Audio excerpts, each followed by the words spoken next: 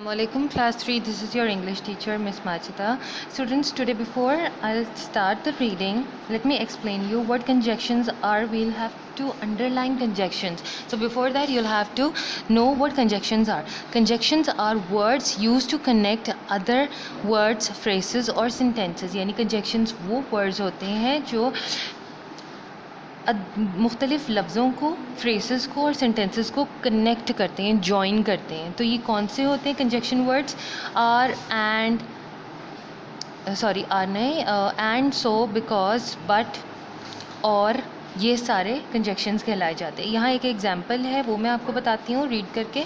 We'll be going to Murree और we might stay home for the weekend. अब ये sentence और ये सेंटेंस दो अलग अलग सेंटेंसेस हैं, ठीक है. इनको जॉइन किया है और लगा के, तो हम मरी जाएंगे या फिर हम घर पे बैठेंगे. दो अलग अलग सेंटेंसेस हैं, इनको जॉइन किया और लगा के. सिमिलरली इधर भी है, I am going with mom to buy a dress and she has to go to the tailor. मैं अपनी अम्मी के साथ ड्रेस ख़रीदने जा रही हूँ और उन्होंने टेलर के पास भी जाना है. यहाँ दो किस्म के काम हैं, उनको जॉइन किया एंड लगा के. Sarah is younger than me, but Romy is older than her brother. सारा मुझसे छोटी है, लेकिन Romi is older than her brother. Romi जो है वो अपने भाई से बड़ा है, ठीक है. यहाँ हम लोगों ने ज्वाइन किया बट लगा के. Students, this was your example for conjunctions. Now let's begin with our reading. Students, open your English book, page number 34. Today we will read unit number 7, lesson number 3. Also remember to underline, don't forget to underline conjunctions. The magic bottle 1. Students, today our story is about a greedy woman. यानी एक लालची औरत की कहानी है.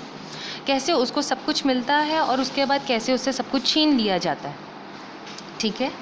Now let's start with our reading of first half of this lesson, and don't forget to underline conjunctions also. There was once a woman who lived in a storm drain pipe. एक औरत थी जो बड़े से जो drain pipes होते हैं, जैसे कि इस तस्वीर में बनाए गए हैं, ये ड्रेन पाइप्स के अंदर रहा करती थी. She was very poor and owned very few things. वो बहुत ज़्यादा गरीब थी और उसके पास थोड़ा ही सामान था.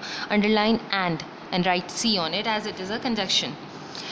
She could not stand up inside the drain pipe because it wasn't high enough.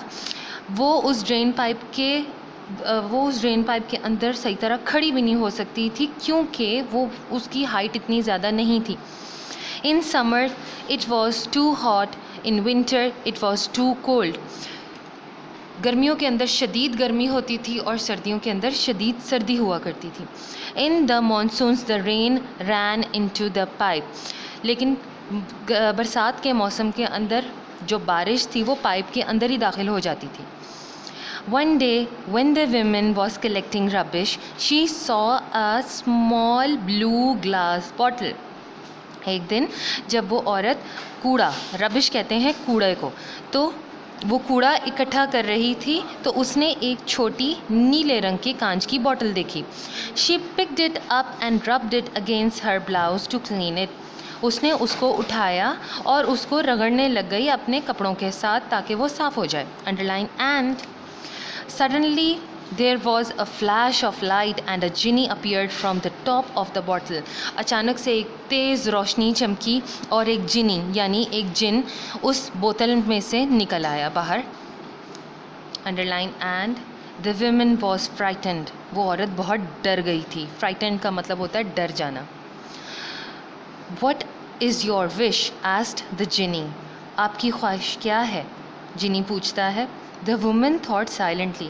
उस औरत ने खामोशी से सोचा. Then she remembered the drain pipe where she lived. उसके बाद उसको वो ड्रेन पाइप याद आया जहाँ वो रहा करती है. I would like a wooden hut with a little furniture. मैं चाहती हूँ कि मेरे पास से लकड़ी का हट हो, लेकिन उसमें थोड़ा सा फर्नीचर हो. It shall be done, said the genie. ऐसा हो जाएगा. जिनी ने कहा, if you need anything else rub the bottle and I shall appear again. वो जिनी उसको कहता है कि अगर आपको और भी इसके अलावा, एल्स का मतलब होता है अलावा, इसके